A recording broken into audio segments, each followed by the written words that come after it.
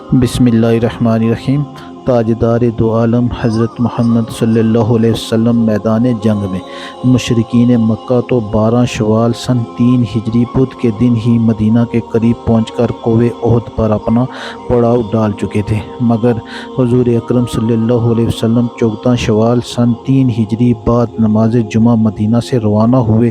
رات کو بنی نجار میں رہے اور 15 شوال سنیچر کے دن نماز فجر کے وقت احد میں پہنچے۔ حضرت بلال حبشی رضی اللہ تعالیٰ عنہ نے اذان فجر دی اور آپ صلی اللہ علیہ وسلم نے نماز فجر پڑھا کر میدان جنگ میں مورچہ بندی شروع فرمائی۔ حضرت عکاشہ بن محسن اسدی کو لشکر کے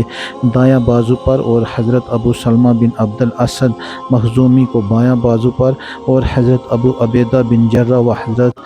سعد بن ابی وقاص کو اگلے حصے پر اور حضرت مقداد بن عمر کو پچھلے حصے پر افسر مقرر فرمایا، اور صف بندی کے وقت احد پہاڑ کو پشت پر رکھا اور کوہ عنین کو جو وادی کنات میں ہے اپنے بایاں طرف رکھا۔ لشکر کے پیچھے پہاڑ میں ایک درہ یعنی تنگ راستہ تھا جس میں سے گزر کر کفار قریش مسلمانوں کی صفوں کے پیچھے سے حملہ آور ہو سکتے تھے، اسی لیے حضور صلی اللہ علیہ وسلم نے اس درہ کی حفاظت کے لیے 50 تیر اندازوں کا ایک دستہ مقرر فرما دیا اور حضرت عبداللہ بن جبیر رضی اللہ عنہ کو اس دستے کا افسر بنا دیا اور یہ حکم دیا کہ دیکھو، ہم چاہے مغلوب ہوں یا غالب، مگر تم لوگ اپنی اس جگہ سے اس وقت تک نہ ہٹنا جب تک میں تمہارے پاس کسی کو نہ بھیجوں۔ مشرکین نے بھی نہایت باقاعدگی کے ساتھ اپنی صفوں کو درست کیا، چنانچہ انہوں نے اپنے لشکر کے آگے